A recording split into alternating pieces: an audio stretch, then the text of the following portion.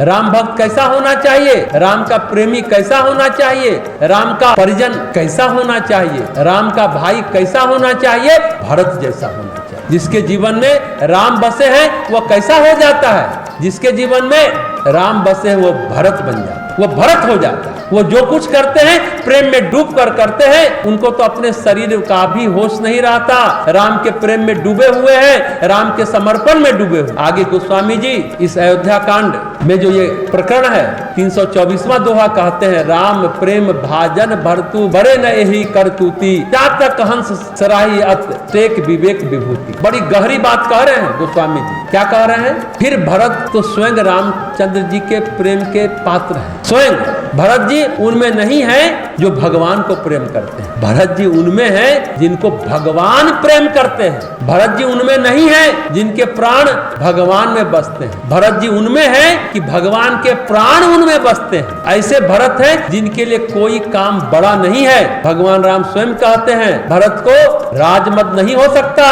ये छोटा अयोध्या राज्य की बात क्या है, उन्हें ब्रह्मा विष्णु शिव का तीनों पद एक साथ मिल जाए, तीनों लोक मिल जाए तो भी भरत को मद नहीं होगा। मतलब भरत वो नहीं है जो भगवान पर विश्वास करते हैं, भरत वो है जिस पर भगवान विश्वास करते हैं। अद्भुत बात है भरत व्यक्तित्व की, भरत के चरित्र की। उनके लिए भोग ऐश्वर्य त्याग देना कोई बड़ी बात नहीं है, वो इस करनी से बड़े नहीं हुए। चातक और हंस अपने प्रण के लिए, अपनी आस्था के लिए, अपने विवेक के लिए, अपने नियम के लिए, अपनी विभूति के लिए जाने जाते, इसलिए उनकी सराहना होती है। चातक का प्रण होता है, चातक समझते हैं कौन है चातक?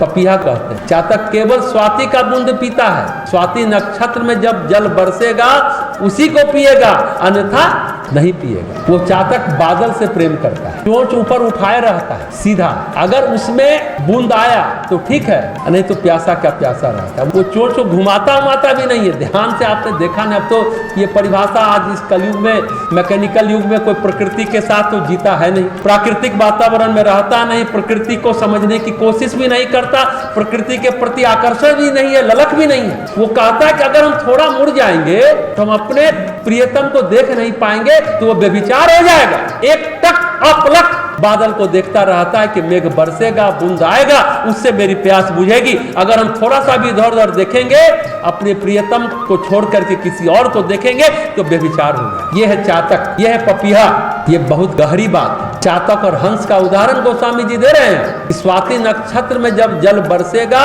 उसी को पिएगा, अन्यथा प्यासा रहेगा। हंस क्या करता है? दूध का सार ले लेता है, पानी नहीं पीता। किसी भी अवस्था में हंस ऐसा ही करता है। निर्थिर विवेक की बात करते हैं ना, निर्थिर विवेक की विभूति से, उस विभूति की शक्ति से ऐसा हंस करता है। भरत जी तो वो है अयोध्या के वैभव को उन्होंने एक झटके में त्याग दिया। वो ऐसे है कि एक झटके में त्याग दे, तीनों लोगों के वैभव को एक झटके में त्याग दे। भरत जी ने नंदीग्राम में रहकर इस तरह तपस्या की है।